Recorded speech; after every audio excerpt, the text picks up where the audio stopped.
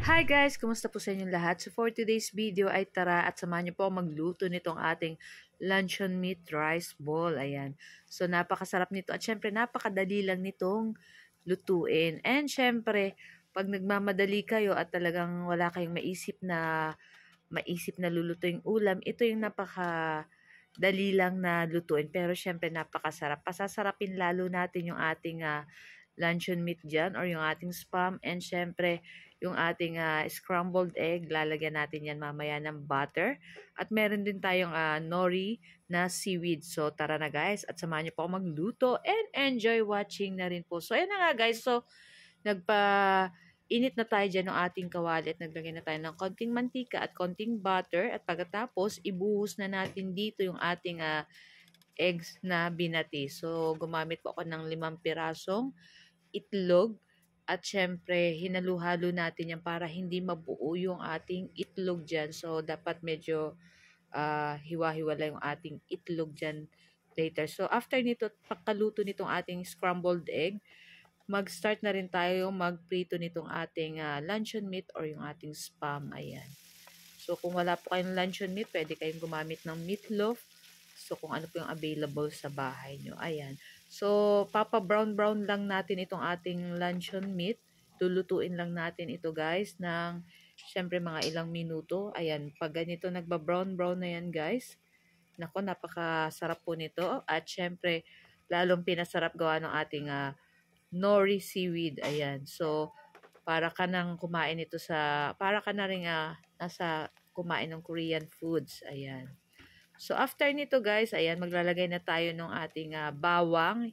Ayan, igilid lang muna natin itong ating luncheon meat. Maglagay na tayo dyan ng bawang. So, gumamit ako ng 3 cloves na garlic. Ayan, so, after nyan, isabay na natin yung ating luncheon meat. Halu-haluin natin yan dyan guys. Ako, napakasarap nito. Napakadali lang din naman nito guys lutuin. Ilang minuto lang makakakain ka na ng ganito kasarap. Ayan. So, ayan na nga. At pagkatapos niyan, ayan, iluto lang natin maigi yung ating bawang dyan. Pagkatapos, maglalagay tayo ng 2 tablespoon na soy sauce, saka 2 tablespoon din na sugar.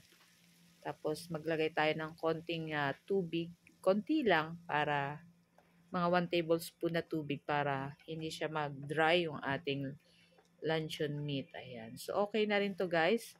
Papatayin na rin natin yung apoy at mag-ready na tayo ng ating plating. Ayan. Kayo po ba guys, ano po ang inyong lunch?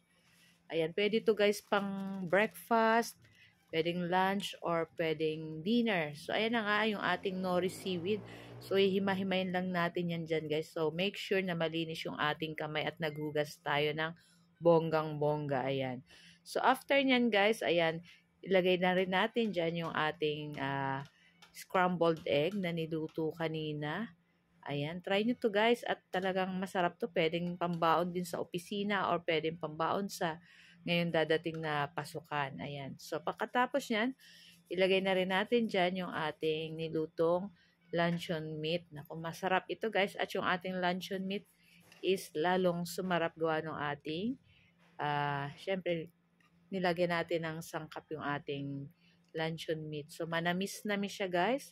At nag-agaw din yung nung ating soy sauce. Ayan. Pwede kayong gumamit ng oyster sauce kung wala kayong toyo. So, ayan na nga at ready na itong ating napakasarap na lunch. So, guys, thank you for watching and see you next video again. Ciao! Bye-bye!